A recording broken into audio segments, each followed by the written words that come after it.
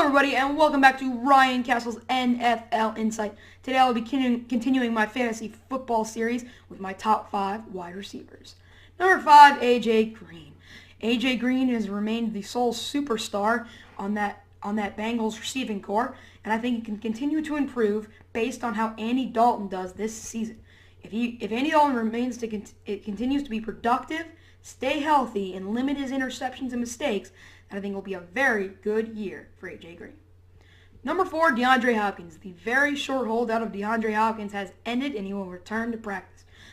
I think the biggest thing for DeAndre Hopkins' season is his chemistry with Brock Osweiler. If they can develop that chemistry quickly, then I believe it will be a monster season for DeAndre Hopkins. If not, then I think DeAndre Hopkins will have a very off year, but is still a promising option.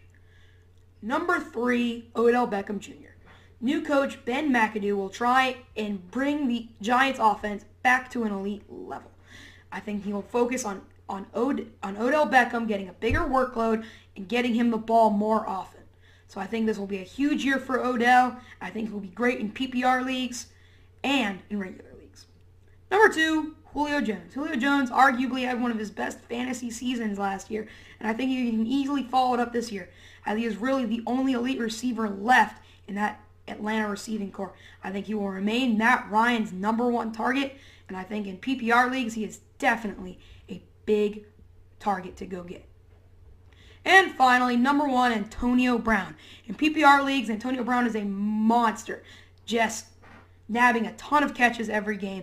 But in regular leagues, he also has a good upside because he will be getting a lot of the yards and touchdowns. He's also a good running option because they do run the jet sweep with him. This year, I believe Antonio Brown will have an even bigger role because of the suspension of Dez Bryant and the 4-game suspension of Le'Veon Bell. And the honorable mention goes to Dez Bryant. Dez Bryant was injured last year, so I believe he will return to the field with anger and vengeance. He wants to get out there and prove he's still an elite receiver, and I think it will all hinge on whether Tony Romo is healthy. If he can stay healthy, it will be a very productive year for Bryant. Alright, that is the end of my video. If you liked it, click that like button down below. And if you have an idea for this channel, comment it down below. I will see you in the next video. Bye-bye!